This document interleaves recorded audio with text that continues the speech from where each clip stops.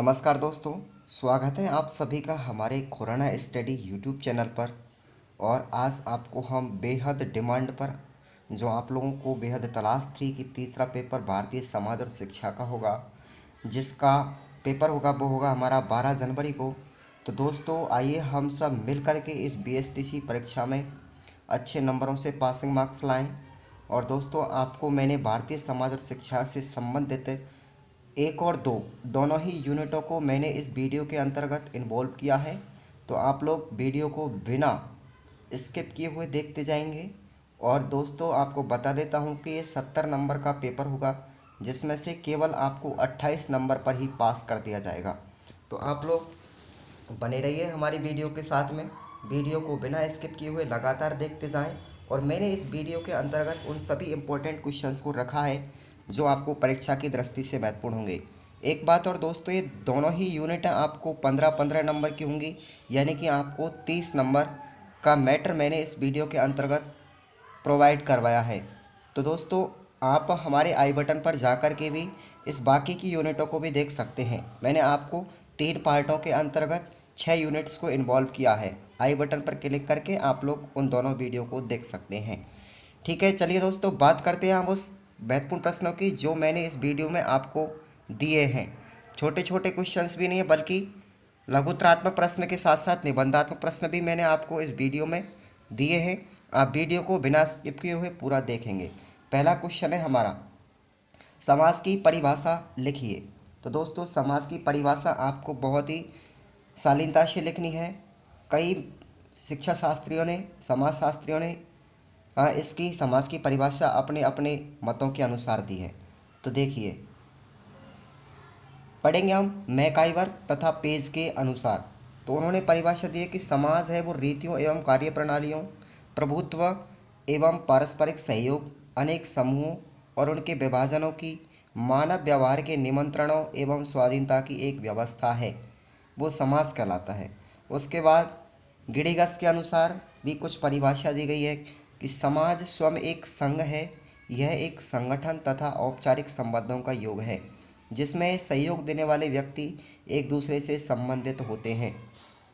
उपयुक्त परिभाषाओं से समाज का अर्थ स्पष्ट हो जाता है कि इन परिभाषाओं से भी इसी बात पर बल दिया गया है कि केवल व्यक्ति के समूह को ही समाज नहीं कहा जा सकता। वास्तव में व्यक्ति सामाजिक प्राणी होने के नाते जिस संगठन में जन्म लेता है उसे हम समाज कहते हैं। ठीक है गाइस, उसके बाद हमारा अगला क्वेश्चन है, पूर्वाग्रह क्या है। पूर्वाग्रह क्या है, ये किस पर आधारित होते हैं।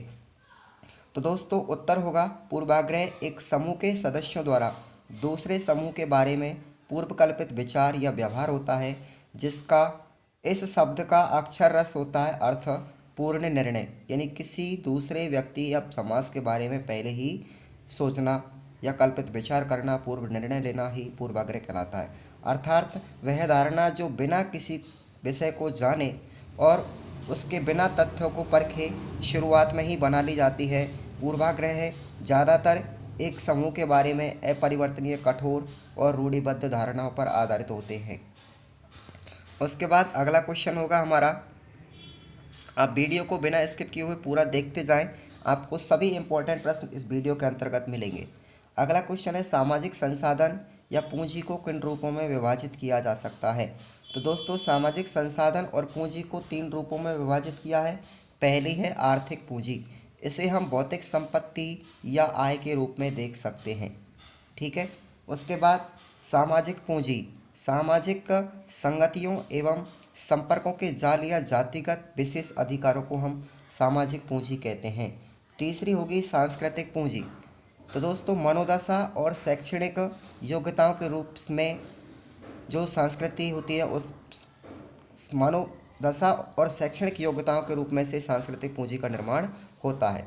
उसके बाद अगला क्वेश्चन है हमारा, सामाजिक विषमता क्या है। सामाजिक विषमता क्या है।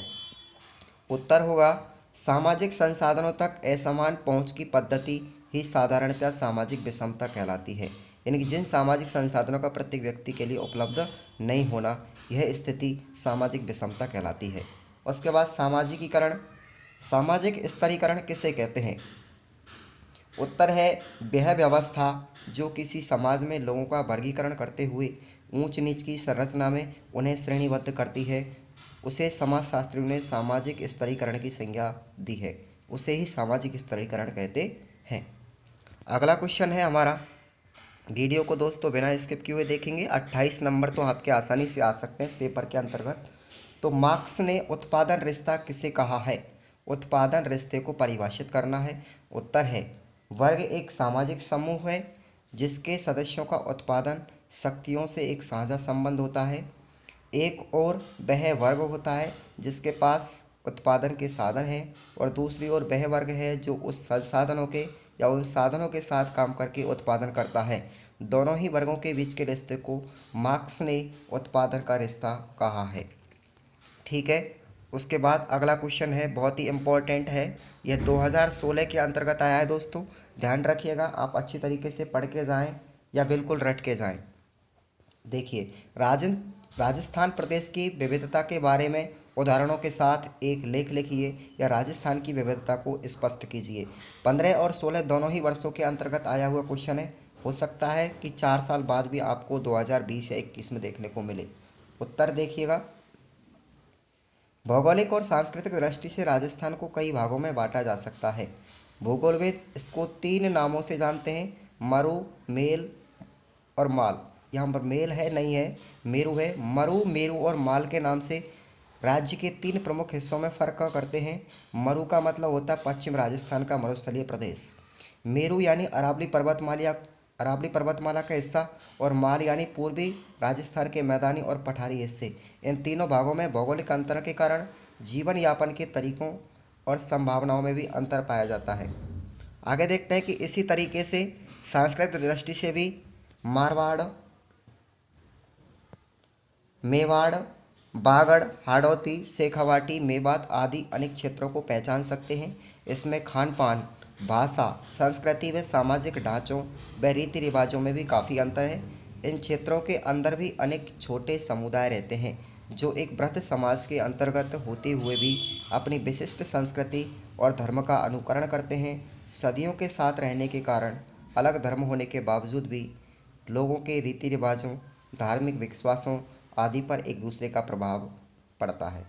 ठीक है दोस्तों। उसके बाद है अगला क्वेश्चन, भारतीय समाज में भाषाई विविधता के स्वरूप को स्पष्ट कीजिए। और यह 2016 के अंतर्गत आया हुआ क्वेश्चन है। तो यहाँ पर पहले G.A. पियर्सन ने क्या परिभाषा दी है? उन्होंने एक सर्वेक्षण करके पता लगाया कि भारत में 179 भाषाएं तथा 544 बोली जाती हैं। दूसरी ओर 1971 की जनगणना में 1652 भाषाएं मिली थी। ठीक है दोस्तों, चलो ये क्वेश्चन कोई दिक्कत वाली बात नहीं है। उसके बाद अगला क्वेश्चन है कि निम्न वर्ग के बालकों का बचपन कैसा होता है? तो दोस्तों इसका उत्तर होगा, निम्न वर्ग में सर्वहारा, श्रमिक, दैनिक वेतनभोगी व घुमक्कड़, गडलिया, लोहार व अन्य श्रमिक आते हैं। ये व्यक्ति प्राय रोजगार के लिए एक स्थान से दूसरे स्थान पर जाते आते रहते हैं। इस वर्ग के बालकों का बचपन सबसे अलग होता है। इन्हें औपचारिक शिक्षा प्राप्त नहीं होती है, परंतु अनौपचारिक शिक्षा में ये लोग अपने माता पिता के पुश्तैनी काम को भली प्रकार से सीख लेते हैं। यानी उनका पुश्तैनी धंधे के अंतर्गत बहुत कला दक्षता पाई जाती है। लोहार का बच्चा लोहे की वस्तुओं को बनाना सीख लेता है। नगीने तराशने वाला अच्छा जौहरी बन जाता है। पुश्तैनी हस्तकारी करने वालों के लड़के कलात्मकता सीख लेते हैं। ठीक है। उसके बाद अगला क्वेश्चन है, घुमक्कड़ समुदाय के लोगों का सामाजिकरण और शिक्षा पर प्रकाश डालिए। 2015 में आया हुआ क्वेश्चन है। हजारों वर्षों से राजस्थान में घुमक्कड़ समुदाय विचरण करते आए हैं। पशुपालन, काम के लिए जगह जगह जाना, वर्षा की कमी के कारण आजीविका की तलाश में पलायन एक स्थान से दूसरे स्थान पर करते हैं। विशिष्ट सेवा करने के लिए जगह जगह जाना, इन आदि कार्यों के चलते ये लोग घुमक्कड़ जीवन बिताते रहे हैं। ये लोग सदियों से हमारे प्रदेश की अर्थव्यवस्था को सुदृढ़ करने, सामाजिक व्यवस्था को बनाए रखने और संस्कृति को संवारने व उसे लोकप्रिय बनाने में लगे हैं। लेकिन आज इनमें से कई लोगों की जीविका खतरे में है और वे वैकल्पिक जीवन की तलाश में रहते हैं। अब देखिए घुमक्कड़ समुदायों का सामाजिकरण कैसा होता है। इनके छोटे बच्चे प्रारंभ से ही अपने माता पिता व रिश्तेदारों के साथ दिन रात काम करते हुए दिखाई देते हैं। बचपन से ही वे खेलों में उनकी नकल करते और छोटे छोटे औजारों को बनाना और सुधारना सीखते हैं। अभिभावक अपने बच्चों को हमेशा इस तरह के काम के लिए उत्साहित करते हैं। जब वे खुद ये काम करते हैं तो अपने बच्चों को भी उस काम में शामिल कर लेते हैं। इसी प्रकार जब वे पशु मेलों में जाते हैं तब वे अपने बच्चों को, खासकर लड़कों को, साथ ले जाते हैं। बच्चे ज़्यादातर पशु लेन देन का अवलोकन करते हैं और विविध तरह के बैलों के लक्षणों को भी समझने लगते हैं, जिनमें से इस धंधे की कई बारीकियां पकड़ते हैं। इस प्रकार नकल करते हुए बच्चे अपने समुदाय के पारंपरिक पेशे को सीख जाते हैं। इसके अलावा लड़के और लड़कियां रोज़मर्रा के काम से संबंधित कुछ खास बातें सीख करके महिला और पुरुष कार्य विभाजन के बारे में अनौपचारिक शिक्षा प्राप्त कर लेते हैं। उसके बाद लड़कियां खाना बनाने, कपड़े सिलने, छोटे बच्चों को संभालने जैसे काम सीखती हैं। लड़के बैलों को संभालते हैं। बच्चे धार्मिक विश्वासों, रीति रिवाजों और अन्य सांस्कृतिक परंपराओं में वैसी गतिविधियों के दर्शक बनकर सीखते हैं। घुमक्कड़ समुदायों की लोक संस्कृति में गीतों, पहेलियों, लोक धार्मिक कथाओं पर विश्वास करते हैं, बहुत ज़्यादा प्रचलित है। वृद्ध लोग अक्सर धार्मिक कथाएं, गीत गाते हैं। कर्म वयस्क पुरुष व पुरुष और महिला और युवा नए गीत, दोहे, कहानियाँ रचते हैं जिनमें उनके समुदाय के रहन सहन, आचार विचार पर जोर दिया गया है। इस प्रकार घुमक्कड़ समुदाय के बच्चों में सामाजिकरण अन्य समुदाय के बच्चों से भिन्न प्रकार से पाया जाता है। अब घुमक्कड़ समुदाय में शिक्षा का क्या स्वरूप है, देखिएगा। पढ़ते हैं हम कि घुमक्कड़ समुदाय के लोगों में वर्तमान में स्थानीय रूप में रहने की प्रवृत्ति बढ़ रही है, जिनके कारण कई परिवारों के बच्चे आसपास के विद्यालयों में जाते हैं। हालांकि अब भी इस समुदाय के अनेक परिवार आज भी घुमक्कड़ जीवन जी रहे हैं। इन परिवारों के बच्चे अभी भी शिक्षा के दायरे से बाहर हैं। इस समुदाय में पारस्परिक जीवन के लिए जरूरी शिक्षा यह समाज अनायासी अनौपचारिक तरीकों से अपने बच्चों को देता है या देता था। खेती में आ रहे बदलावों के कारण पारंपरिक औजारों तथा बैलों की मांग कम होती जा रही है। हालांकि उनकी शिक्षा जीवन से कटी हुई नहीं थी, लेकिन समय के साथ पारंपरिक पेशे विलुप्त होते जा रहे हैं, तो उन्हें जीविका के लिए नए मौके खोजने पड़ रहे हैं। इसमें शिक्षा ही इनका संबल बन सकती है। अतः ऐसे समुदायों में शिक्षा को बढ़ावा देने के लिए विशिष्ट योजनाएं चलाने की आवश्यकता है। अब देखिएगा औपचारिक और अनौपचारिक शिक्षा में क्या अंतर है। अगला प्रश्न है, औपचारिक शिक्षा नियम पूर्वक व तरीकों से संपन्न होती है। अनौपचारिक शिक्षा प्राय घरों में परंपरागत रूप से संबद्ध पुश्तैनी धंधों में ही दी जाती है। कठपुतली बनाने वाले, गडलिया लोहार, ग्रामीण क्षेत्रों के कर्मकांडी पंडित, लोक नर्तक आदि औपचारिक शिक्षा में दक्षता प्राप्त कर जीविका कमाते हैं, श्रम करते हैं, आगे किसी के आगे हाथ नहीं फैलाते।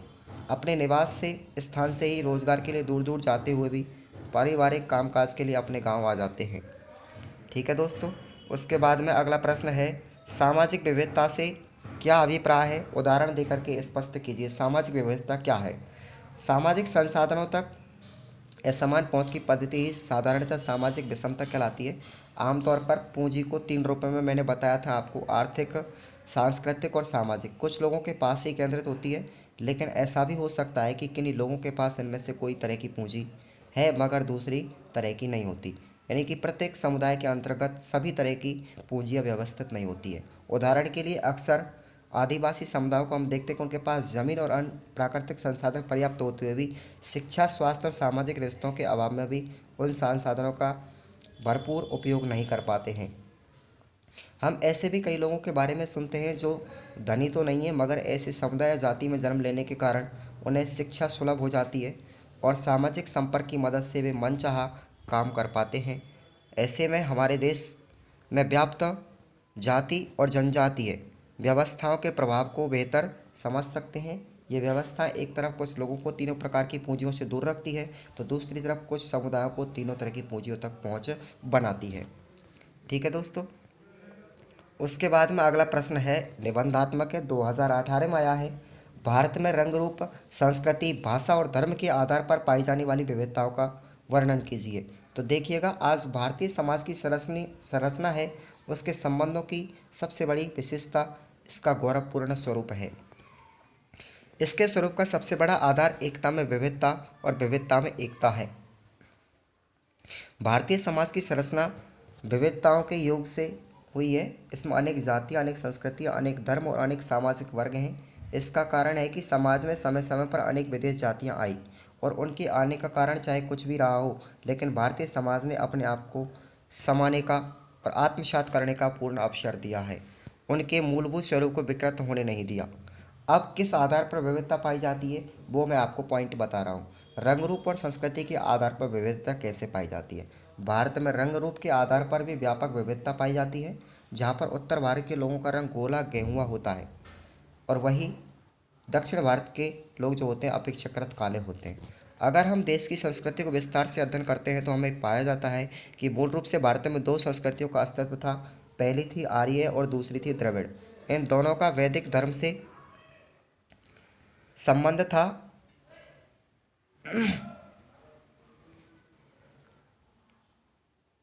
और वो प्राचीन काल में यहाँ पर आए थे और अपने साथ जो संस्कृति साथ में लाए थे उसे इस्लामिक संस्कृति के नाम से जाना जाता है। मुसलमानों ने भारत में 500 सालों तक राज्य किया। इसके परिणाम स्वरूप इस्लामी संस्कृति का इस देश में पर्याप्त रूप से प्रचार और प्रसार हुआ। इसके बाद भारत 200 वर्षों तक अंग्रेज़ों के गुलाम रहा। इन अंग्रेज़ों ने यूरोपीय संस्कृति का प्रचार और प्रसार किया। हमारे देश के उच्च वर्ग में आज भी इस संस्कृति की अप्रत्यक्ष रूप से छाप दिखाई देती है। उसके बाद संस्कृति के पश्चात में भाषाई विविधता दूसरा पॉइंट है। भाषाई विविधता कैसे है। इस देश में एक भाषा नहीं होकर अनेक भाषाओं का आपसी बातचीत में विचारों के आदान प्रदान में प्रयोग होता है। यह ठीक है कि देश की राष्ट्रभाषा हिंदी है, लेकिन सभी भारतवासी मौखिक रूप से या लिखित रूप से हिंदी भाषा का प्रयोग नहीं करते हैं। वे अपनी मातृभाषा का सहारा लेते हैं या फिर अपनी क्षेत्रीय भाषा का सहारा लेते हैं। भारत देश में कुछ मिलाकर के लगभग कुल मिलाकर के 106 भाषाओं का प्रयोग होता है। दोस्तों ध्यान रखना है। उसके बाद में है धार्मिक विविधता के आधार पर कैसे भिन्नता पाई जाती है। देखिएगा यहाँ पर 3 पॉइंट हैं। संस्कृति के आधार पर, उसके बाद भाषाओं के आधार पर और तीसरा धार्मिक विविधता के आधार पर। भारतीय समाज की सबसे बड़ी विशेषता यह रही है कि उदार राष्ट्र के मूल रूप में यह फूला और फला है, क्योंकि सहनशीलता इस राष्ट्र का सबसे बड़ा गुण है। इस देश की महानता का हमें इस बात से पता चलता है कि इस देश में अनेक धर्मों का जन्म हुआ। विदेशी धर्मों को भी इस देश में फलने फूलने का अवसर प्राप्त हुआ। मुख्य रूप से भारत में 4 धर्म पाए गए: हिंदू, इस्लाम, पारसी और ईसाई धर्म है। ये सभी धर्म की उपसंप्रदायों में विभाजित किए गए हैं। इनकी भी उपसंप्रदाय बनी हुई हैं, जैसे कि हिंदू धर्म में जैन, बौद्ध धर्म, सनातनी, आर्य समाजी, सिख और दोस्तों इस्लाम में शिया और सुन्नी।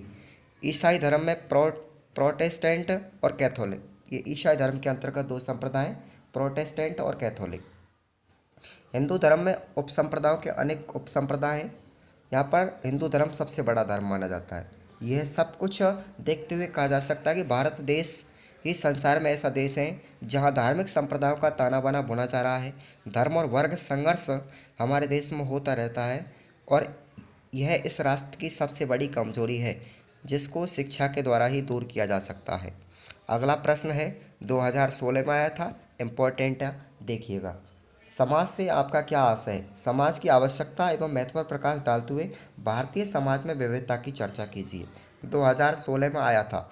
देखिएगा समाज का अर्थ व्यक्तियों के एक बड़े समूह को समाज कहते हैं, जिसके सदस्य निश्चित उद्देश्य से परस्पर मिलकर रहते हैं और एक दूसरे की सहायता करते हैं। दुख और सुख में एक दूसरे के काम आते हैं, एक दूसरे से परस्पर लगाव या आत्मीयता रखते हैं। अब समाज की आवश्यकता और उसके महत्व को प्रदर्शित कीजिए। तो रूसों के मत के अनुसार मनुष्य एक सामाजिक प्राणी है, वह समाज के बिना जीवित नहीं रह सकता। हर व्यक्ति समाज पर निर्भर रहता है, समाज व्यक्ति के काम आता है। यद्यपि समाज व्यक्तियों से मिलकर ही बनता है और व्यक्ति समाज की एक इकाई है, फिर भी समाज की छत्र छाया में उसको आत्मसंतुष्टि मिलती है। कदम कदम पर उसको समाज की आवश्यकता पड़ती है। समाज के लिए जितना व्यक्ति महत्वपूर्ण है उतना ही व्यक्ति के लिए समाज महत्वपूर्ण है। अब देखिए भारतीय समाज में विविधता कैसे पाई जाती है। भारत में सदियों से विभिन्न प्रकार के लोग आकर के बसते रहे हैं। हर जिले या गांव में इस बात का प्रभाव देखा जा सकता है। यहाँ हर क्षेत्र में अनगिनत समुदाय हैं, जिनकी अपनी विशिष्ट भाषा, धर्म, संस्कृति, रहन सहन आदि है। समुदाय के अंदर भी विविध प्रकार के परिवार और उनके बीच अंतर पाया जाता है। हर इंसान दूसरे से अलग और अनूठा होता है, जिनकी रुचियाँ, क्षमताएं, उद्देश्य और अनुभव कुछ अलग अलग होते हैं। यह विविधता हमारे सभी वर्गों के अंतर्गत पाई जाती है। ठीक है दोस्तों। उसके बाद में हम देखते हैं राजस्थान में रहने वाले विभिन्न वर्गों के बच्चों के अनदेखी की जाने वाली विविधताओं को स्पष्ट कीजिए। 2019 में आया था। 18 में देखिए, बचपन में विविधता कैसे पाई जाती है प्रत्येक समाज के अंतर्गत। देखिएगा, विभिन्न वर्गों के अंतर्गत बचपन विविधता के अनुकूल रूपों में दृष्टिगोचर होती है। उदाहरण के लिए राजस्थान में अनेक जाति प्रजाति और समाज के लोग रहते हैं। उनके सामान्यतः जनजीवन में काफ़ी अंतर है। परिवर्तन, विविधता, असमानता प्राकृतिक नियम है, परंतु प्राय देखा जाता है कि सामाजिक जीवन में भेदभाव जातिगत आधार पर नहीं बल्कि उनके आर्थिक आधार पर किया जाता है। समाज में उच्च, मध्यम और निम्न वर्ग के रूप में 3 वर्ग पाए जाते हैं। परिवार में बाल बच्चे सभी वर्गों में होते हैं, परंतु सामाजिक व शैक्षिक दृष्टि से उनके बचपन में काफ़ी विविधता पाई जाती है। उच्च वर्ग के बच्चों का बचपन तो सबसे पृथक रहता है। वे बालक उच्च स्तरीय निजी विद्यालयों में पढ़ने जाते हैं। ये उच्च वर्ग की पहचान है। देखिएगा, और भी बताता हूँ मैं उच्च वर्ग के बारे में कि उच्च वर्ग के बालकों का बचपन में पोषण उच्च स्तरीय रहता है। स्वास्थ्य की दृष्टि से उनकी उचित देखभाल होती है। वे देश या विदेश में उच्च स्तरीय शिक्षण संस्थाओं में अपना अध्ययन करते हैं। ऐसे बालक बचपन में अच्छे संस्कार ग्रहण करते हैं तथा विद्यालय शिक्षा के साथ साथ खेल कूद करना आदि का भी प्रशिक्षण प्राप्त करके अपने जीवन का विकास करते हैं। इनका गामक विकास भी तीव्र गति से होता है। समाजीकरण की दशा में ऐसे बालक आगे बढ़ते रहते हैं, क्योंकि जीवन के हर क्षेत्र में आगे बढ़ने के लिए उन्हें सभी प्रकार की सुविधाएं मार्गदर्शन उपलब्ध हो जाते हैं। उच्च वर्गीय व्यक्ति अपने सामाजिक नियमों का अनुसरण करने के लिए बाध्य नहीं है। उनकी संस्कृति प्राय पृथक ही रहती है। सही भी तो यह है कि समर्थ को, और एक कथा भी है, एक लोकोक्ति भी रही है कि समर्थ को नहीं दोष गोसाई, यानी कि जब इंसान समृद्ध होता है पूरी तरीके से तो उसके पास सभी भौतिक सुख सुविधा उपलब्ध हो जाती है। इसमें परमात्मा का कोई दोष नहीं होता है। उसके बाद मध्यम वर्गीय व्यक्तियों के लिए बात करते हैं कि मध्यम वर्गीय व्यक्तियों के लिए आर्थिक संसाधन पूरी तरीके से उपलब्ध नहीं हो पाते। अपने सीमित संसाधनों में अपने बच्चों का पालन पोषण करते हैं, सामाजिक परंपराओं का निर्माण करते हैं। सांस्कृतिक परंपरा मध्यम वर्गीय व्यक्ति ही विशेषकर उनको आगे बढ़ाते हैं, यानी कि सामाजिक जो संस्कृतियाँ होती हैं, परंपराएँ होती हैं, उनको आगे बढ़ाने में मध्यम वर्गीय व्यक्ति का पूर्ण रूप से सहयोग होता है। मध्यम वर्गीय बच्चों का जो बचपन होता है समाज की मुख्य धारा के अनुकूल होता है। इस वर्ग के व्यक्तियों की आर्थिक स्थिति सामान्यतः मध्यम स्तरीय होती है, अतः इस वर्ग के लोगों का रहन सहन, खान पान, पहनावा सामान्य होता है। इस वर्ग के व्यक्ति अपने बालकों का पोषण मध्यम स्तरीय ढंग से करते हैं। उन्हें सरकारी या सामान्य गैर सरकारी स्कूलों में पढ़ाते हैं। खेलकूद और मनोरंजन के साधनों भी सस्ते और सामान्य स्तर के होते हैं। इसी वर्ग के बालक जो प्रतिभावान होते हैं, मध्यम वर्ग के बालक सबसे ज़्यादा क्रियाशील होते हैं, प्रतिभावान होते हैं। वे सभी क्षेत्रों में अपना वर्चस्व रखते हैं, समाज के प्रत्येक क्षेत्र में कार्य करते हुए अपनी सामाजिक और संस्कृति को बढ़ावा देते हैं। प्राय देखा जाता है कि मध्यम वर्गीय बालकों का बचपन स्वास्थ्य और अध्ययन की दृष्टि से श्रेष्ठ होता है। ऐसे बालकों का गामक विकास और सामाजिक विकास तीव्र गति से होता है। इस वर्ग के बालकों की अधिगम दृष्टि से अधिक परिपक्व, कुशाग्र बुद्धि के होते हैं। सामाजिक सर्वेक्षण से पता चलता है कि शिक्षा, साहित्य, व्यापार, तकनीकी और प्रशासनिक क्षेत्र के मध्यम वर्गीय बालक आगे बढ़ाते हैं। सबसे ज़्यादा मध्यम वर्गीय बालक ही उसमें भागीदारी निभाते हैं। ऐसे बालकों का नैतिक विकास भी अच्छा होता है और वो दुर्व्यसनों से दूर भी रहते हैं। उसके बाद में बात करते हैं निम्न वर्ग के लोगों की।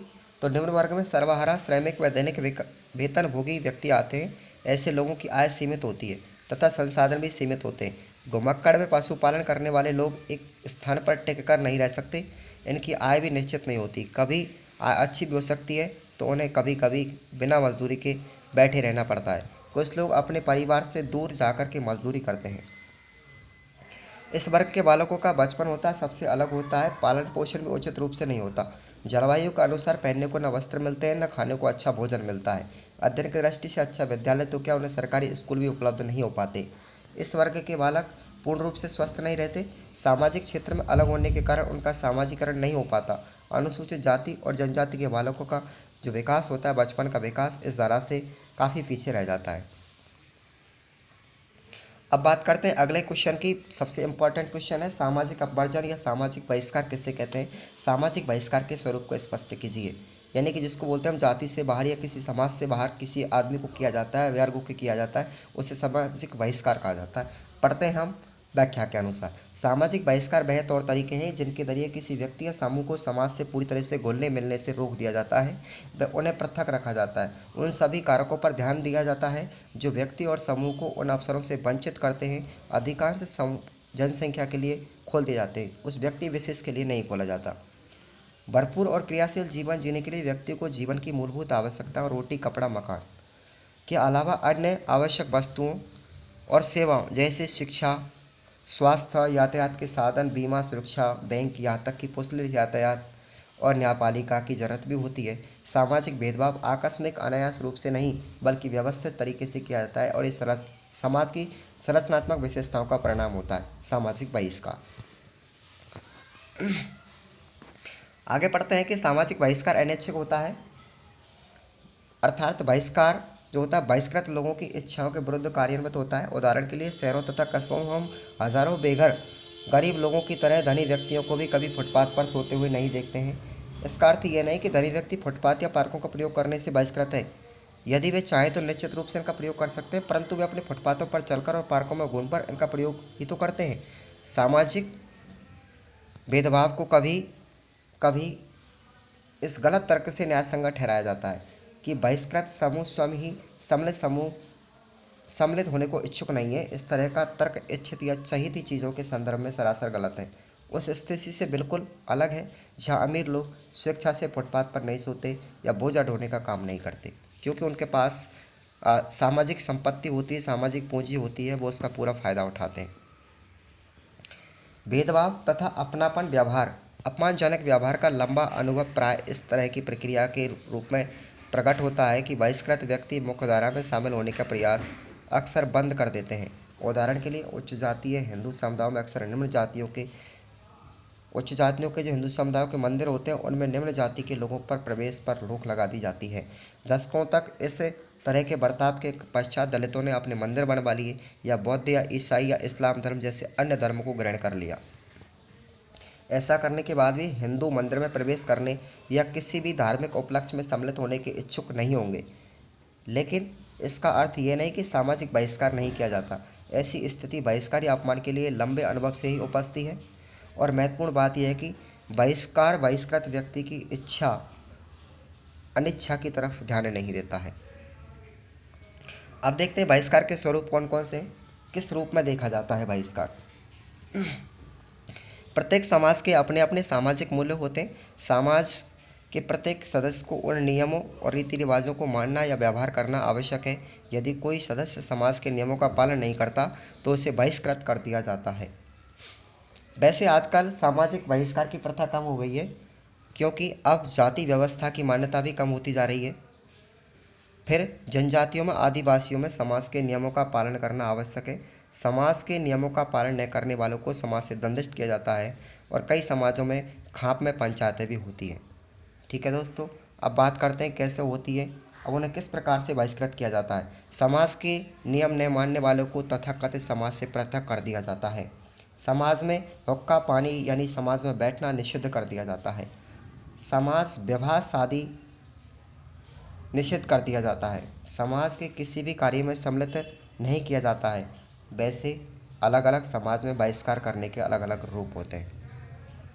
ठीक है दोस्तों, उसके बाद अगला क्वेश्चन है, समाज शोषण में कुछ व्यक्तियों का शोषण होता है, उपरोक्त कथन को स्पष्ट कीजिए।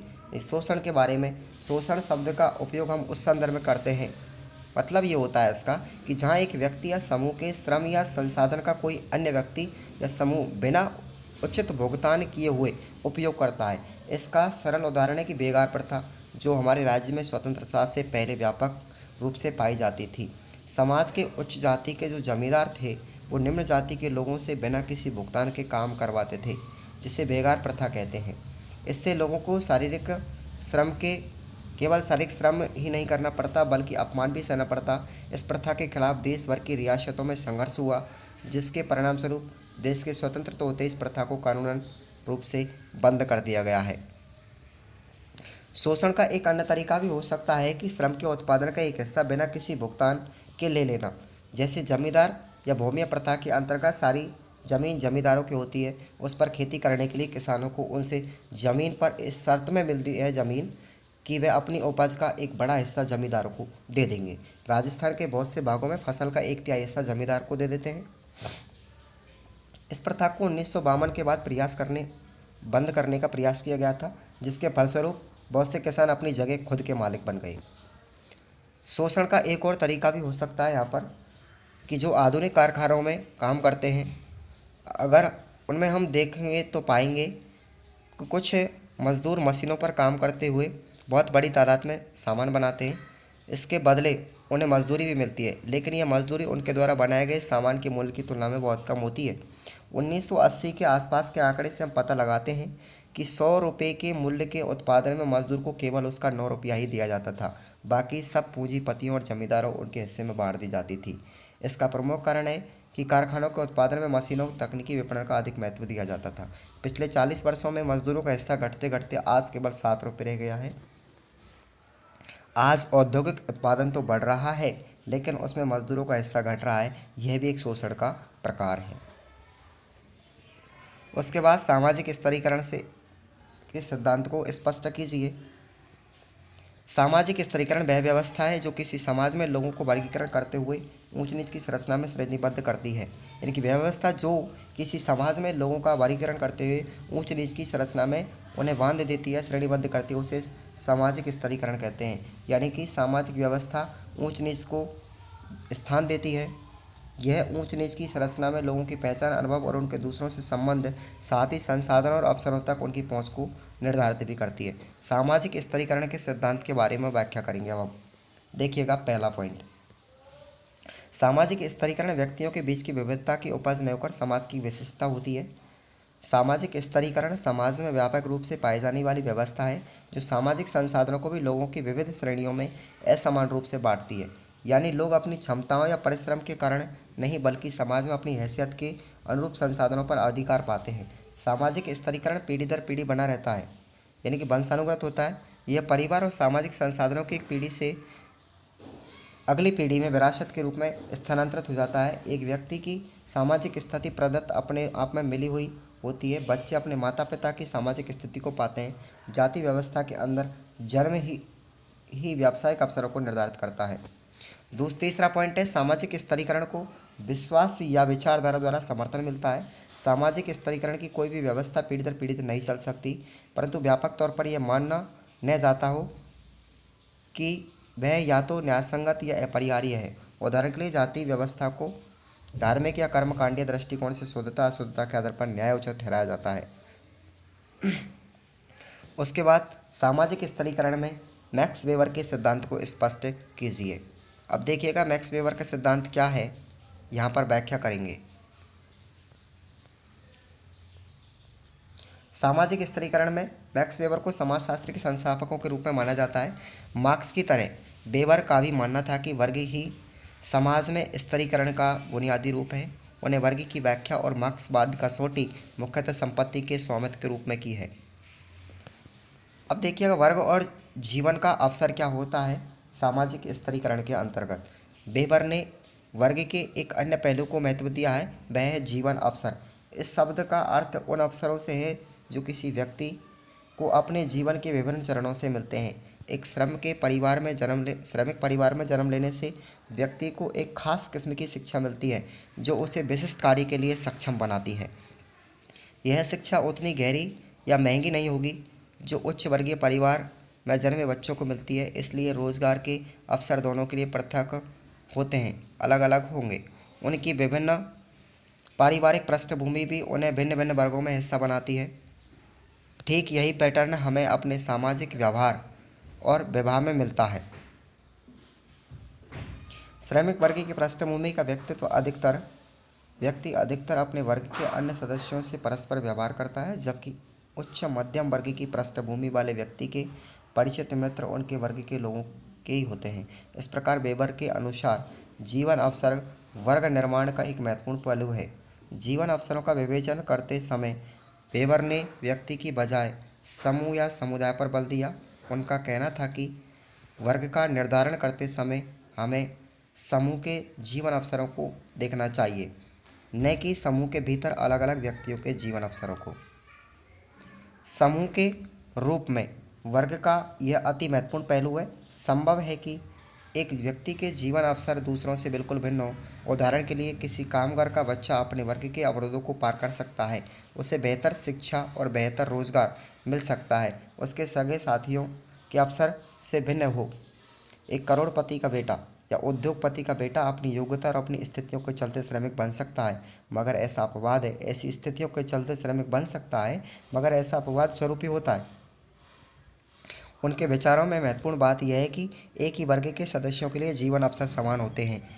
यही उस वर्ग को स्थायित्व प्रदान करता है, क्योंकि आगे की पीढ़ी के अनुसार जीवन अवसरों की परिभाषा उपलब्ध आर्थिक और सांस्कृतिक वस्तुओं को आपस में बांटना, जो विभिन्न समूहों को भिन्न भिन्न तरीकों से सुलभ है।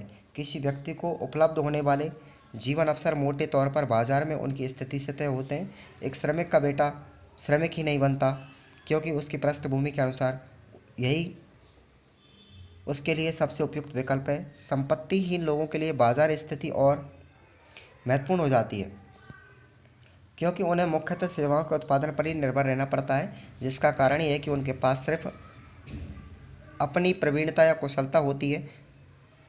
अपने अस्तित्व के लिए उनके पास अपनी प्रवीणता को बेचने के अलावा कुछ नहीं होता, मगर वही संपत्ति के स्वामी अपनी उत्पादक संपत्ति से होने वाली आमदनी पर आश्रित रह सकते हैं। इस प्रकार वेबर के अनुसार वर्ग के दो बुनियादी पहलू हैं। पहला यह है कि एक वस्तुतः श्रेणी उत्पादक संपत्ति पर सदस्यों के अधिकार एक विशेष वर्ग के सभी सदस्यों को समान जीवन अवसर उपलब्ध करा के उन्हें बाकी लोगों से अलग करता है। व्यक्तियों के जीवन अवसर उन लोगों के लिए बाजार स्थिति पर निर्भर करते हैं, तो उत्पादक संपत्ति के स्वामी नहीं हैं। जिन लोगों के पास ऐसी संपत्ति है, उनके जीवन अवसर उत्पादकता के स्वामित्व से तय होते हैं। अब देखिएगा यहाँ पर मैक्स वेबर जो है पूंजीवादी समाज को चार वर्गों में विभाजित करते हैं। पहला उच्च वर्ग, जिसमें वे लोग आते हैं जिनके स्वामित्व और अधिकार उत्पादन संपत्ति है। मार्क्स उनको बर्जुआ या पूंजीपति वर्ग के समान मानते हैं। सफ़ेद पोश श्रमिक, जिसमें वाइट कलर वर्क्स होते हैं, इस वर्ग में बौद्धिक श्रम करने वाले लोग शामिल होते हैं, जैसे प्रबंधक, शासक, पेशेवर या प्रोफेशनल कर्मचारी आदि। लघु संपत्ति वाले लोग, तो देखिए इस वर्ग में स्वरोजगार करने वाले लोग आते हैं, जैसे दुकानदार, छोटे व्यापारी, डॉक्टर, वकील आदि। शारीरिक श्रमिकों का वर्ग होता है चौथा, ये लोग दिहाड़ी और वेतन के बदले में अपना शारीरिक श्रम बेचते हैं। श्रमिक वर्ग को वेबर ने इसी वर्ग में शामिल किया है। ठीक है, इस प्रकार वेबर ने मार्क्स के दो वर्गीय मॉडल के विपरीत समाज को चार भागों में विभाजित किया था। हालांकि वेबर ने वर्ग संरचना का जो आधार ढूंढा वह मार्क्स के जैसा ही था, मगर समाज में वर्गों के प्रकार को लेकर को उसका नज़रिया मार्क्स से थोड़ा भिन्न था। इस प्रकार वेबर ने अन्य दो तरह के स्तरीकरण पर भी ध्यान केंद्रित किया था। उनके अनुसार व्यक्ति का जीवन अवसर उनकी सामाजिक हैसियत और राजनीतिक सत्ता पर भी निर्भर करता है, जबकि मार्क्स ने संपत्ति के आधार पर वर्ग को सबसे महत्वपूर्ण माना था। ठीक है दोस्तों, उसके बाद में चर्चा करते हैं हमारी सेकंड यूनिट, नाम है शिक्षा की चुनौतियाँ। अनुसूचित जाति और जनजाति के लिए कौन कौन सी शिक्षा की चुनौतियाँ आती हैं, तो ये भी दोस्तों 15 नंबर की यूनिट है, आप लोग ज़रूर पढ़ें इसको, देखिएगा।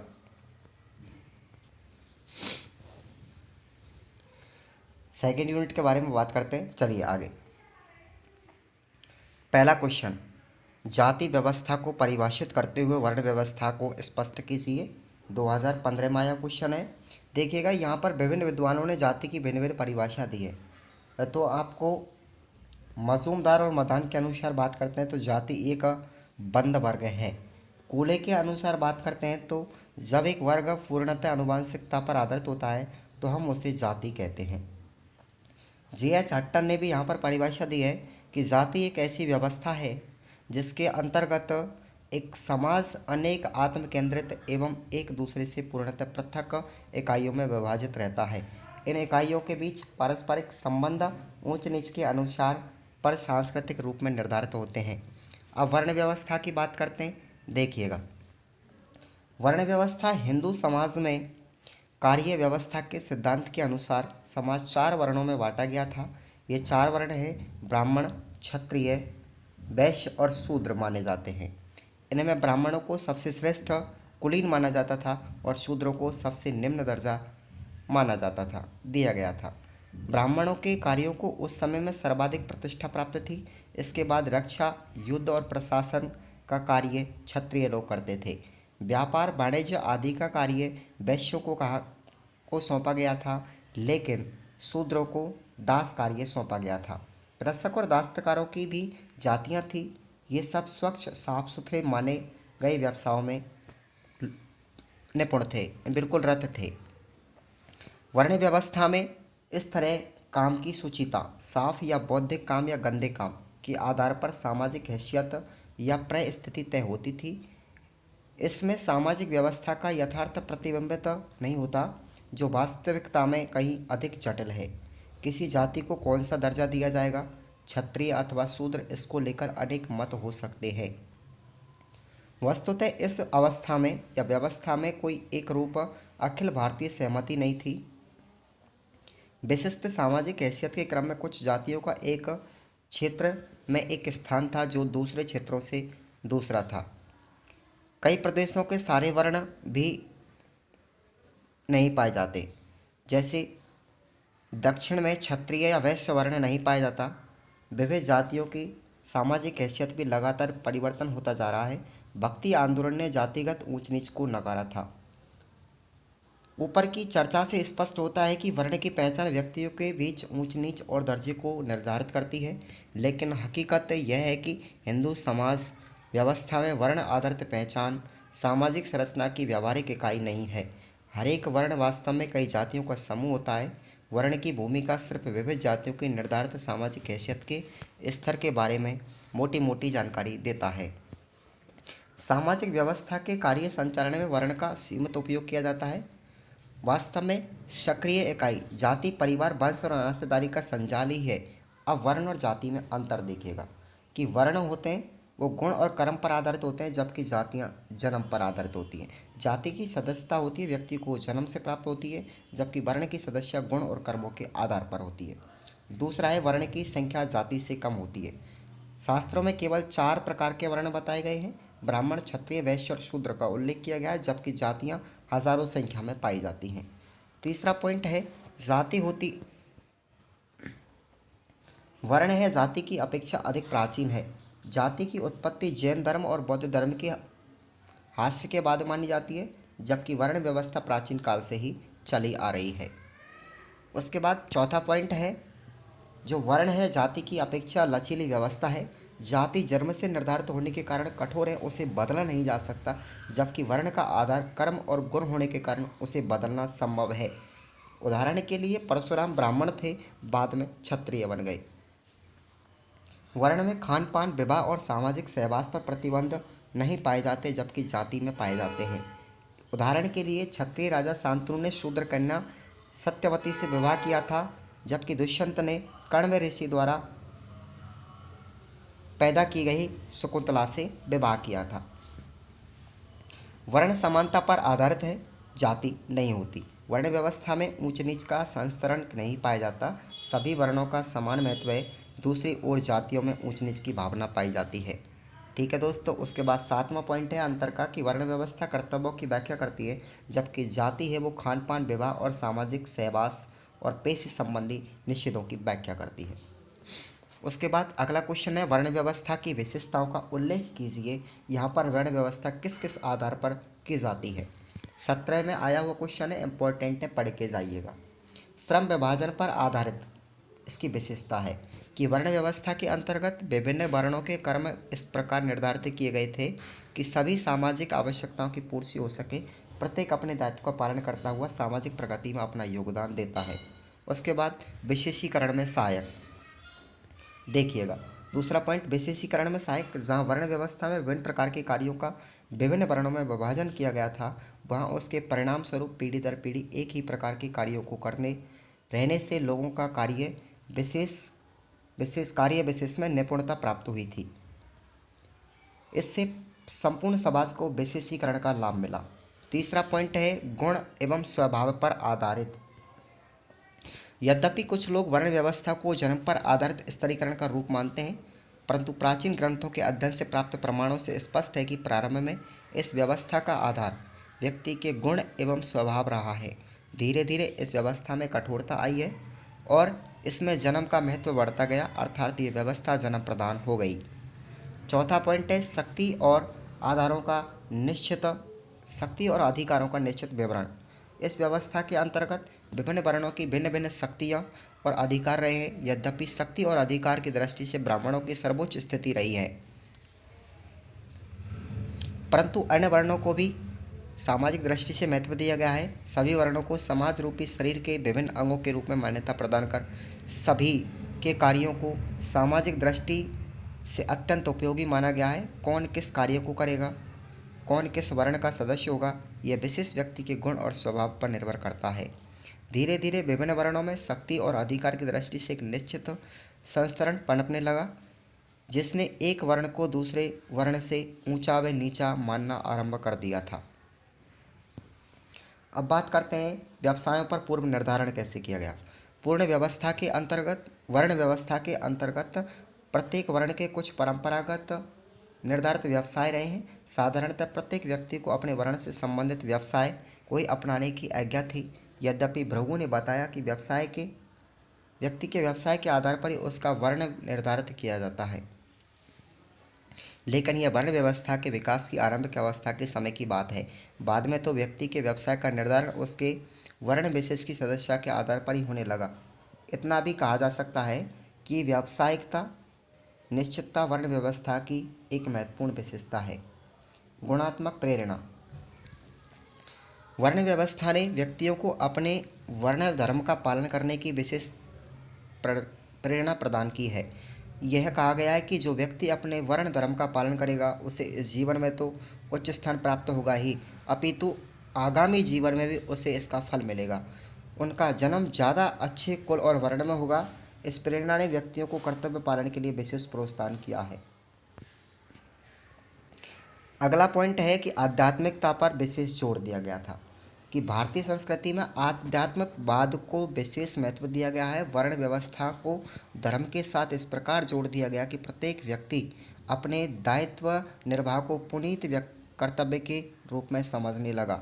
भारतीय विचारक इस बात से भली भांति परिचित थे कि अनावश्यक व्यक्ति स्वतंत्रता सामाजिक संघर्षों को बढ़ाने में योग देती है। यही कारण है कि यह वर्ण व्यवस्था के अंतर्गत वर्ण धर्म का निर्धारण इस प्रकार किया गया कि प्रत्येक व्यक्ति स्वधर्म के पालन को सर्वाधिक महत्व दे। वर्ण व्यवस्था में सामूहिक कल्याण के साथ साथ व्यक्तिगत आकांक्षाओं की पूर्ति पर भी पूरा ध्यान दिया गया है। अंतिम पॉइंट है कर्म के सिद्धांत और पुनर्जन्म की धारणा पर जोर। देखिए, वर्ण व्यवस्था के अंतर्गत विभिन्न व्यक्ति अपनी अपनी सामाजिक स्थिति से संतुष्ट रहें, उसके अनुरूप अपने कर्तव्यों का पालन करते रहें। इस हेतु इस व्यवस्था को कर्म के सिद्धांत और पुनर्जन्म की धारणा के साथ जोड़ दिया गया। ऐसा करके एक और व्यक्ति को अपनी सामाजिक स्थिति के प्रति संतुष्ट रहने और दूसरी ओर अपने दायित्व को ठीक ढंग से निर्वाह करने की प्रेरणा प्रदान की गई है। अगला क्वेश्चन है जाति व्यवस्था क्या है। ये भी 2018 में आया हुआ है।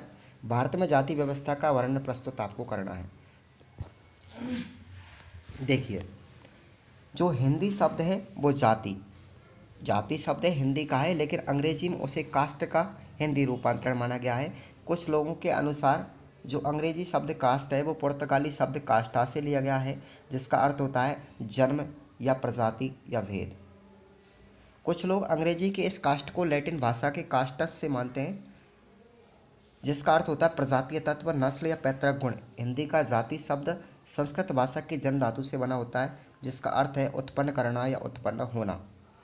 व्युत्पत्ति संबंधी इन सभी अर्थों से स्पष्ट होता है कि जाति का अर्थ वंश परंपरा पर आधारित एक व्यवस्था है।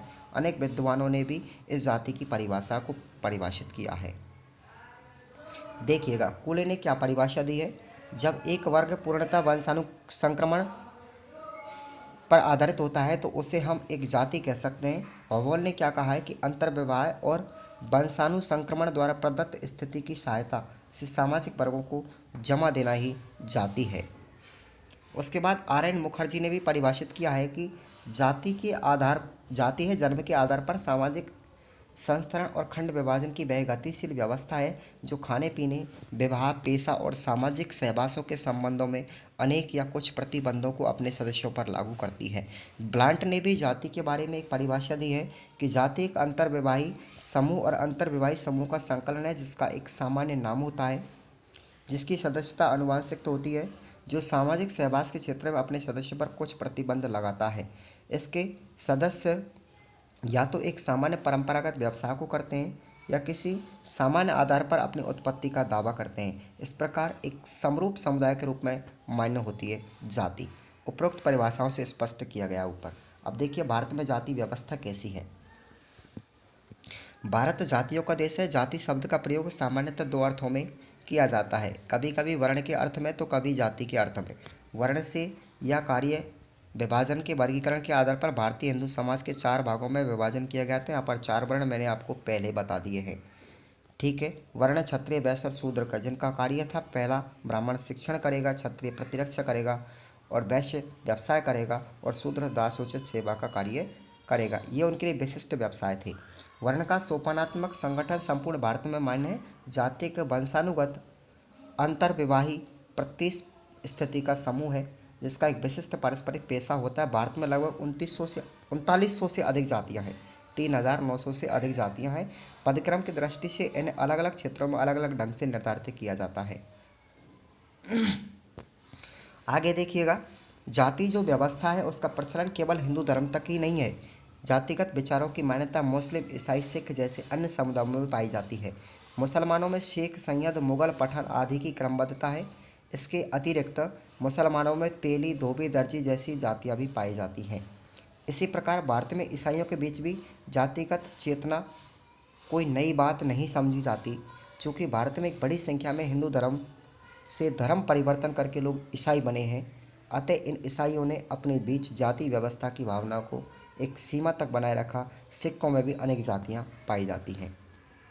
देखिएगा उसके बाद अगला क्वेश्चन, जातिवाद एक समस्या के रूप में समझाइए। जातिवाद एक समस्या कैसे है भारत के लिए, 2018 में आया क्वेश्चन है। देखिएगा, जाति व्यवस्था भारतीय सामाजिक व्यवस्था की एक बहुत ही महत्वपूर्ण विशेषता है। मानव सभ्यता के आरंभ से ही भारतीय समाज के कर्म के आधार पर विभिन्न वर्णों में बांटा गया था, उनका स्तरीकरण किया गया था। प्रत्येक जाति, वंश, कुल, वंशजों के लिए वही काम निश्चित थे जो उनके पूर्वज किया करते थे। उसके बावजूद भी समय और स्थान परिवर्तन होने पर जातियाँ, वंश और कुलों के काम बदला जाया करते थे। जातियाँ बनती रहती थी परंतु उनकी पीढ़ियाँ निरंतर एक ही जाति में बने रहने का अभिशप्त नहीं थी। कालांतर में कर्म पर आधारित सामाजिक व्यवस्था जन्म पर आश्रित होकर विभिन्न जातियों और उपजातियों में विभाजित हो गई। अतः जाति मनुष्यों का एक ऐसा समूह है जिसके सदस्य किसी वास्तविक या कल्पित सांसी वंश परंपरा के माध्यम से स्वयं को एक नस्ल के वंशज मानते हैं। इस परंपरागत जातिगत सामाजिक व्यवस्था धीरे धीरे अस्पृश्यता, छुआछूत और भेदभाव जैसी कुरीतियों में बदलती चली गई। परिणाम स्वरूप चतुर्थ सोपान पर स्थित सेवा कार्य से जुड़ी जातियों का एक शोषण किया जाने लगा। आज भी जातिगत भेदभाव और असमानता समाज में मुखर और प्रच्छन्न रूप में लगातार कायम है। जातिगत असमानता को मिटाने के लिए सभी प्रयास केवल सरकारी स्तर पर ही नहीं हुए बल्कि वहाँ संविधान की भी व्याख्या ये कानून निर्धारित किए हैं। लड़कियों के लिए अलग से स्कूल, कॉलेज, हॉस्टल सुविधाएं, अलग शिक्षण संस्थाओं को न केवल सरकारी प्रयासों से अपेक्षाकृत ज़्यादा मात्रा में खोला गया है बल्कि समाज सुधार संस्थाओं, मिशनरी सोसाइटी तक ऐसे बहुत से प्रयास किए हैं, जबकि निम्न जातियों के लिए ऐसे प्रयास केवल सरकारों द्वारा ही संविधान को दृष्टिगत रखते हुए किए गए हैं। निम्न जातियों की शिक्षा को लेकर स्वयं सामाजिक संस्थाओं ने ऐसे प्रयास लगभग नगण्य ही कहे जा सकते हैं कि सामाजिक संस्थाएं होती हैं वो गैर सरकारी संस्थाएं लिंगगत असमानता मिटाने के लिए सतत प्रयासरत रहीं, आज भी हैं। परंतु जातिगत असमानता को खत्म करने का उत्तरदायित्व केवल सरकार का ही रहा। जातिगत असमानता के प्रति सभी उदासीन बने रहते हैं। देखने में आता है कि समाज में जितना संभव होता है प्राय उतना ही निम्न जाति का व्यक्ति अपनी जातिगत पहचान को छिपाकर रखना चाहता है, क्योंकि ऐसा करके वह प्रत्यक्ष रूप से होने वाले जातीय दुर्व्यवहार से स्वयं को बचा सकता है। यह बात अलग है कि उच्च वर्ग के या उच्च जाति के व्यक्ति जहां बात बात पर प्राय जातिगत अभिमान से रटी या भरी टिप्पणियां करते हैं और जब निम्न जाति के व्यक्ति द्वारा उस अवसरों पर चुप रह जाया करता है तब यह अनुमान हो ही जाता है कि कौन किस जाति का है और कौन उच्च जातियों से संबंध रखता है। लेकिन इसके बावजूद यथातम संभव कथित निम्न जातियों के व्यक्ति अपनी जातीय पहचान को छिपा कर रखते हैं और अपने जातीय अपमान की घटना को काफ़ी हद तक भी सह जाते हैं, क्योंकि उनके खिलाफ आवाज़ उठाते समय से पहले जाति छिपाने का उनका अथक प्रयास मिट्टी में मिल जाता है। अपनी जातीय पहचान के प्रति सहज रह पाना उनकी सबसे बड़ी कमजोरी है। सामान्यतः उच्च जातियां व्यवहार में तो भेदभाव के नियमों को बनाए रखती हैं या रखना चाहती हैं, परंतु उनके पक्ष में सार्वजनिक रूप से बोलना नहीं चाहती, क्योंकि आधुनिक स्वतंत्र लोकतांत्रिक समाजों में इसे सैद्धांतिक रूप से चलाए रखने का कोई नैतिक आधार उनके पास नहीं है। उसके बाद आगे बात करते हैं कि इसके अतिरिक्त वर्तमान में जातियां संगठित तो होकर के दबाव समूह के रूप में कार्य कर रही हैं। हाल के वर्षों में आरक्षण का फायदा उठाने के लिए अनेक जातियों ने दबाव समूह के रूप में कार्य कर जातिगत आंदोलनों को बढ़ावा दिया है, जिससे जातियों में परस्पर वैमनस्य की भावना में वृद्धि हुई है, जिससे कानून व्यवस्था की स्थिति बिगड़ी है, जिससे जान माल का काफ़ी नुकसान हुआ है। यह स्थिति राष्ट्रीय एकता को भी नुकसान पहुंचा रही है। अगला क्वेश्चन देखिएगा, दलित समुदाय से आपका क्या तात्पर्य है या दलित समुदाय की चेतना के परिणाम लिखिए। दलित समुदाय वे हिंदू जातियां जिनके संपर्क में आने से उच्च जातियां के हिंदुओं को शुद्धिकरण करना पड़े, वो दलित कहलाते हैं। देखिएगा, वे हिंदू जातियां जिनके संपर्क में आने पर उच्च जाति के हिंदुओं को शुद्धिकरण करना पड़े, उन्हें हम दलित कहते हैं। और जो भारतीय समाज में जाति व्यवस्था के अंतर्गत सबसे निचले दर्जे में मानी जाती हैं। परिभाषा को व्यापक रूप में बनाने के प्रयास में किसी भी दबे कुचले समूह के लिए इसका प्रयोग किया जाने लगा है। दलित रूप मुख्य रूप से केवल अनुसूचित जातियों का संदर्भ प्रस्तुत करते हैं, यथा वे जातियाँ जो हिंदू धर्म वर्ण व्यवस्था से बाहर थी और अवर्ण अथवा अस्पृश्य माने हुए जिन्हें अशुद्ध समझा जाता था और जाति पदानुक्रम में सबसे नीचे रखा जाता था, जिसने असमानता को बनाए रखा। दलित भारत की लगभग 16% जनसंख्या है। आर्थिक और सामाजिक रूप से भारतीय समाज के निम्नतर श्रेणियों में संबंध रखते हैं। निम्नतर श्रेणियों में दलित न सिर्फ निम्न जाति से ताल्लुक़ रखते हैं, बल्कि वे भारतीय समाज के निम्न वर्ग श्रेणी से भी ताल्लुक़ रखते हैं। ग्रामीण अर्थव्यवस्था में मुख्य रूप से गरीब किसान, बटाई मजदूर तथा कृषि श्रमिक होते हैं। शहरी अर्थव्यवस्था में वे मूल रूप से श्रमजीवी जनसंख्या के अधिकांश भाग का निर्माण करते हैं। आगे देखिएगा कि परंपरागत भारतीय समाज में इन दलितों के साथ कई नियोग्यताएं जुड़ी हुई हैं। इन्हें नगर से बाहर रहना होता था। सूर्यास्त के बाद नगर में प्रवेश वर्जित था। इन्हें मंदिर, सार्वजनिक कुओं, तालाब आदि के प्रयोग की अनुमति नहीं थी। इनको उच्च हिंदू जाति से कुछ कदम की दूरी बनाए रखना आवश्यक था। ये सोना चांदी धारण नहीं कर सकते थे। इन्हें केवल मिट्टी के बर्तन का उपयोग करने की अनुमति थी। पुरुष घुटनों के नीचे और कमर के ऊपर वस्त्र नहीं पहन सकते थे। पुरुष बाल नहीं कटवा सकते थे। इन्हें छाता चप्पल पहनने की अनुमति नहीं थी। इनकी स्त्रियों को शरीर के ऊपर के भाग ढकने, फूल, मेहंदी आदि का प्रयोग करने का अधिकार नहीं था। आगे देखते हैं कि दलित जाति की उपरोक्त नियोग्यताओं का विवरण। भारतीय समाज में असमान था। कुछ क्षेत्रों में जहाँ इनकी संख्या अधिक थी, ये नियोग्यताएँ कमज़ोर थी। जहाँ इनकी संख्या कम थी, वहाँ नियोग्यताएँ कठोर थी। जहाँ जनसंख्या ज़्यादा थी, वहाँ नियोग्यता कमज़ोर थी, और जनसंख्या जहाँ कम थी, वहाँ नियोग्यता कठोर थी। चूँकि जाति व्यवस्था का आधार धर्म था और परंपरागत भारतीय समाज धर्म प्रधान समाज था, जिसके फलस्वरूप धर्म पर आधारित मूल्य व्यवस्था के तहत दलित जाति की इस व्यवस्था को न केवल समाज द्वारा वैधता प्राप्त थी, बल्कि दलित भी इसे मान्यता देते थे और नियोग्यताओं का उल्लंघन करना पाप समझते थे। अंग्रेज़ों के आगमन के साथ आधुनिकता के मूल्यों का प्रसार प्रारंभ हुआ था। फलस्वरूप धर्म का प्रभाव कमज़ोर हुआ और दलितों की अपनी स्थिति के बारे में प्रदान की गई थी। अपनी स्थिति वैधता कमज़ोर हुई। साथ ही इन नवीन मूल्यों के परिप्रेक्ष्य में उनमें अपनी जाति के लिए चेतना का उद्भव हुआ, जिसे हम दलित चेतना कहते हैं। अब दलित चेतना का परिणाम क्या हुआ?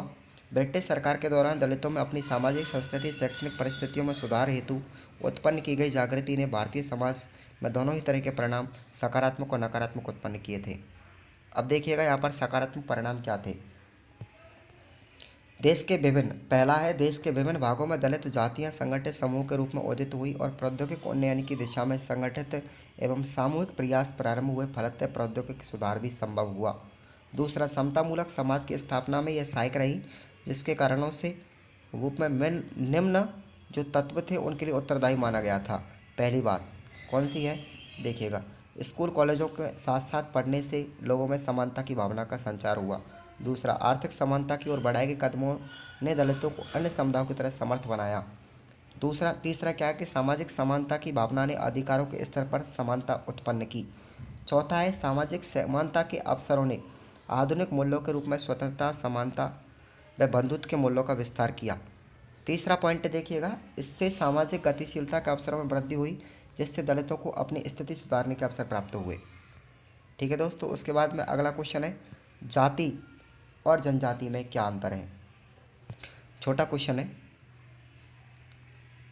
आदिम समुदाय में जनजाति और हिंदू समाज में जाति महत्वपूर्ण सामाजिक समूह है। जाति एवं जनजाति, जाति हिंदू सामाजिक व्यवस्था के अंतर्गत एक प्रदत्त सदस्यता वाला अंतर्वैवाहिक सोपानिक समूह है, जिसका एक निश्चित पेशा होता है, जो कुछ सामाजिक सहवास और खानपान संबंधी निषेधों का पालन करता है और जिनको कुछ निर्योग्यता और विशेषाधिकार होते हैं। इन दोनों के अर्थों के संबंध में काफ़ी भ्रम रहा है। कभी कभी जाति और जनजाति का प्रयोग पर्यायवाची के रूप में किया जाता है। बहुत सी जनजातियों को जाति और जनजातियों को जनजाति कहा जाता है, जनजातियों को जाति और जातियों को जनजातियाँ कहा जाता है। फिर भी दोनों में कुछ मूलभूत अंतर यहाँ पाए गए हैं। देखिएगा, जाति और जनजाति। वास्तविकता के धरातल पर भारतीय सामाजिक संरचना के निर्णायक अंग के रूप में कुछ सामान्य अवलक्षणों के रूप में यहाँ पर समानता पाई गई थी, फिर भी उनको अंतर जान लेना समीचीन है। जाति के लोगों का अधिकांश एक ही व्यवसाय होता है, जबकि एक ही जनजाति के लोग अलग अलग व्यवसाय करते हैं। जनजातियों में जाति की तुलना में अधिक स्वतंत्रता पाई जाती है। यद्यपि देश में अनेक ऐसी जनजातियाँ भी हैं जो एक ही व्यवसाय में लगी हुई हैं, विभिन्न आवश्यक वस्तुओं के लिए अन्य जनजातियाँ पर निर्भर होते हैं, फिर भी पैसे के अप्रतिबंधित चयन का अभाव और जनजाति प्रथा अवधारणात्मक स्तर पर केवल जाति के साथ संयुक्त है। उसके बाद अगला पॉइंट है कि प्रत्येक जनजाति का अपना एक विशिष्ट राजनीतिक संगठन होता है, लेकिन जाति का किसी प्रकार का कोई संगठन नहीं होता। यद्यपि कभी कभी नीचे समझने वाली जाति की पंचायतें अपनी जातियों के लिए राजनीतिक संगठन के रूप में, यानी कि ग्रामीण स्तर पर उनकी पंचायतों का संगठन होता था। उसके पश्चात अगला पॉइंट है, एक जाति बहुत सी उपजातियों से मिलकर बनी होती, परंतु जनजाति में उपजातियाँ नहीं पाई जाती। मैक्स वेबर के अनुसार जहाँ एक जनजाति में पद और परिस्थिति के भेद पाए जाते हैं, वही एक जाति के सभी सदस्यों का पद एक समान होता है। जाति किसी काल्पनिक पूर्वज से अपनी उत्पत्ति नहीं मानती, जबकि जनजातियाँ विभिन्न कल्पनाओं को अपनी उत्पत्ति का आधार मानती है। पांचवा पॉइंट है यहाँ पर, जनजातियों के अपने विशिष्ट धार्मिक विश्वास, देवी देवता और विधि संस्कार रहे हैं, परंतु हिंदुओं के संपर्क में आने से ये हिंदू कर्मकांडों का अनुसरण कर उन्हें देवी देवताओं को पूजती रही हैं, हिंदू पुरोहितों की सेवा भी प्राप्त करती रही हैं। प्रत्येक जनजाति का अपना धर्म और देवी देवता रहे हैं, जबकि जाति व्यवस्था के अंतर्गत प्रत्येक जाति का अपने से कोई पृथक धर्म नहीं होता और न कोई देवी देवता होता। उसके बाद जनजाति समुदायों से आप क्या समझते हैं और जनजातीय समूह के क्षेत्रीय विस्तार पर प्रकाश डालना है। 2016 में आया था क्वेश्चन, देखिएगा।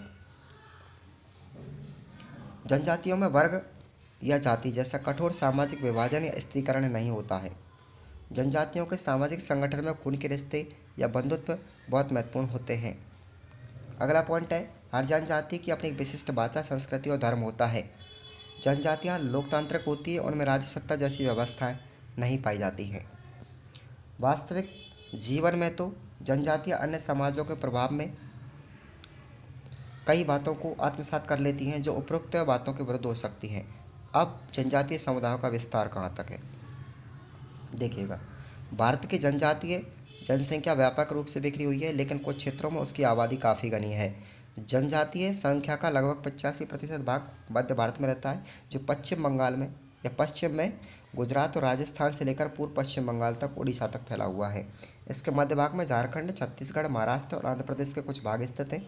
जनजातीय जनसंख्या के शेष 15% में से 11% भाग ही रहता है, जो अधिकतर पूर्वी उत्तर भारत में पाया जाता है। बाकी के 3% थोड़े से कुछ अधिक शेष भारत में रहते हैं।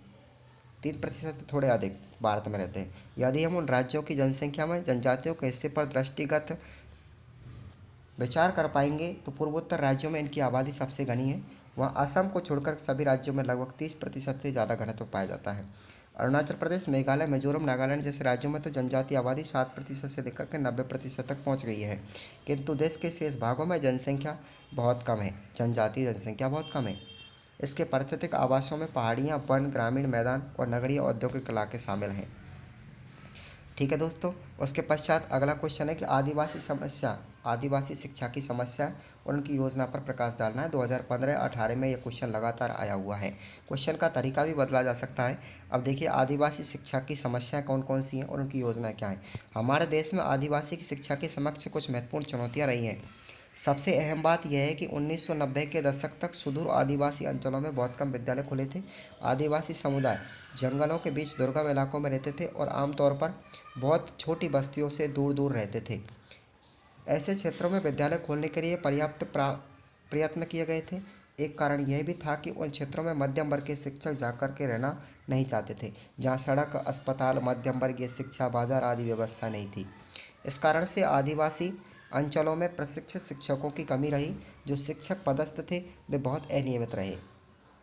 जो शिक्षक उन विद्यालयों में काम करते थे उन्हें विश्वास नहीं था कि बच्चे पाठ्यक्रम के किताबी ज्ञान को सीख सकते हैं और यह शिक्षा उन बच्चों के लिए किसी भी तरह उपयोगी होगी।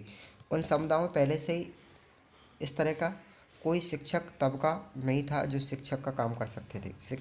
शिक्षिका का कोई तबका ही नहीं था। शिक्षा बहुत महत्वपूर्ण नहीं थी। ऐसे में उन इलाकों में केवल धर्म और राजनीतिक विचारों से प्रेरित लोग शिक्षक बनकर जाना चाहते थे। ईसाई मिशनरी, रामकृष्ण मिशन, गांधीवाद, शिक्षावाद ही सुदूर आदिवासी अंचलों में काम करने के लिए तैयार थे। उन्होंने जो विद्यालय आरंभ किए थे उनमें कुछ हद तक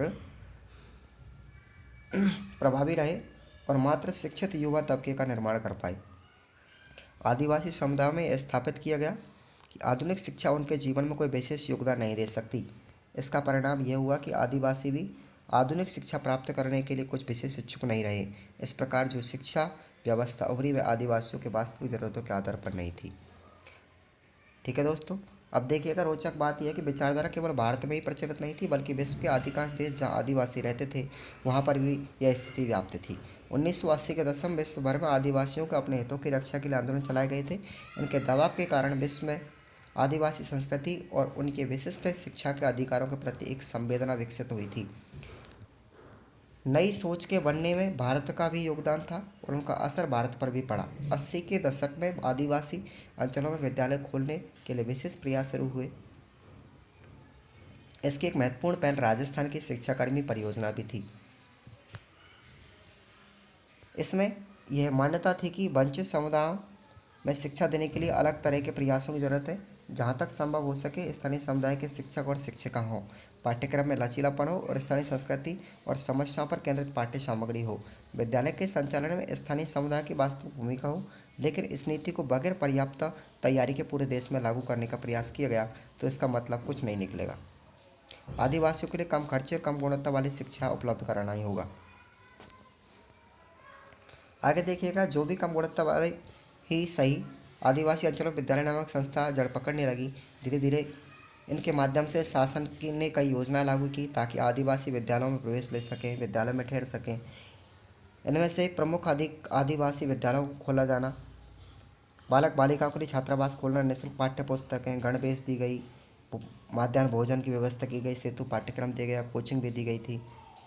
इसका यह सकारात्मक असर हुआ कि 2001 का आंकड़ा मैं आपको बता रहा हूँ कि 14 लाख आदिवासी बच्चे कक्षा 1 से 8 में एडमिशन ले चुके थे। वहाँ 2010 और 11 में वही 21 लाख बच्चे पढ़ने के लिए एडमिशन ले चुके थे। इनमें से लगभग 10 लाख तक आधी लड़कियाँ थीं। यानी बहुत बड़ी मात्रा में 5वीं के बाद आदिवासी विद्यार्थी विद्यालय छोड़ रहे हैं। विद्यालयों की पहुंच बढ़ाने के साथ साथ पाठ्यचर्या पाठ्य सामग्री में बदलाव लाने का प्रयास राष्ट्रीय पाठ्यचर्या की रूपरेखा 2005 से शुरू हुआ। इनमें यथासंभव बच्चों की वास्तविक मातृभाषा घर की बोली में शिक्षा देने की बात कही गई थी। कक्षा में बहुभाषित का उपयोग हो ताकि सभी बच्चों को कक्षा में अपनापन लगे। यही नहीं, शिक्षण में बच्चों की संस्कृति और परिवेश, सामुदायिक ज्ञान, बच्चों के अपने ज्ञान को महत्व देने की बात भी कही गई थी। पाठ्य सामग्री में केवल शहरी मध्यम वर्ग के दृष्टिकोण को नए प्रस्तुत करके विविध संस्कृति और सामाजिक वर्ग और सामुदायिक प्रस्तुत देने की बात कही गई थी। देश के हर राज्य की पाठ्यचर्या में इस तरह से बदलाव हो कि शिक्षक नई सोच करे, आत्मसात करे, जिससे आदिवासी समुदायों का भविष्य और उनके साथ भारत का उज्जवल भविष्य बने। अब देखिएगा दोस्तों, संस्कृतिकरण से प्रक्रिया का क्या अर्थ है या संस्कृतिकरण की प्रक्रिया सांस्कृतिक विविधता पर क्या प्रभाव पड़ेगा, व्याख्या कीजिए। संस्कृतिकरण एक ऐसी प्रक्रिया का नाम है जिसके द्वारा जाति के सदस्य किसी उच्च जाति की धार्मिक क्रियाओं, घरेलू या सामाजिक परिपाटियों को अपनाकर अपनी सामाजिक परिस्थिति को ऊंचा उठाने के लिए प्रयत्न करें। यानी कि संस्कृतिकरण ऐसी प्रक्रिया है जिसमें उच्च जाति के लोगों के द्वारा बनाए गए नियम कानून, धार्मिक क्रियाकलापों और सामाजिक रीति रिवाजों को अपना करके निम्न जाति के लोग अपनी स्थिति को ऊंचा उठाने का प्रयास करते हैं या उसे प्रतिष्ठा समझते हैं। उसे हम सामाजिक संस्कृतिकरण कहते हैं। यद्यपि यह प्रक्रिया काफ़ी पुरानी है और स्वतंत्रता प्राप्ति यहाँ तक कि औपनिवेशिक काल से पहले से अपनाई जा रही है, लेकिन हाल के समय में भी इसका अधिक प्रचार हो गया है। हाल में ही इस प्रक्रिया के अंतर्गत अनुकरण के लिए अक्सर ब्राह्मण और क्षत्रिय जाति के रीति रिवाजों परिपाटियों को अपनाया जाता था। शाकाहारी बन जाना, यज्ञोपवीत करवाना, यज्ञोपवीत धारण करना, हवन करवाना, कुछ ऐसी विशेष प्रकार की प्रार्थनाएं करना, धार्मिक उत्सव मनाना आदि। संस्कृतिकरण की प्रक्रिया आमतौर पर संबंधित जाति की आर्थिक स्तर पर उन्नति के बाद या उसके साथ साथ अपनाई जाती थी, यद्यपि यह स्वतंत्र रूप से अपनाई जा सकती है। देखिएगा उसके बाद अगला क्वेश्चन है राष्ट्रीय विकास बनाम जनजातीय विकास पर संक्षिप्त टिप्पणी। इंपॉर्टेंट क्वेश्चन है, आप ध्यान रखिएगा। स्वतंत्रता के विकास के बाद शासन की अपने विकास की अवधारणा के आधार पर जनजातियों की आवश्यकता को समझने और उनके लिए नीतियों को बनाने की कोशिश रही है। राष्ट्रीय विकास के नाम पर विशेष रूप से नेहरू युग के बड़े बड़े बांध बनाए गए, कारखाने स्थापित किए गए, कारखानों की खुदाई की गई, क्योंकि जनजातीय इलाकों में खनिज संपदा और वनाच्छादित भागों में स्थित थे। इसलिए जनजातीय लोगों को शेष भारतीय विकास के लिए अनुपात से अधिक कीमत चुकानी पड़ी। इस प्रकार के विकास से जनजातियों की कीमत पर मुख्य धारा के लोग लाभान्वित हुए। खनिजों के दोहन, जल विद्युत संयंत्र की स्थापना के लिए उपयुक्त स्थल जनजातीय इलाकों में स्थित थे। इस कारण से जनजातीय लोगों से उनकी जमीनें अधिकृत करने की प्रक्रिया शुरू हुई। अधिकांश जनजातीय समुदाय वनों पर आश्रित थे, इसलिए वन में छिप जाने से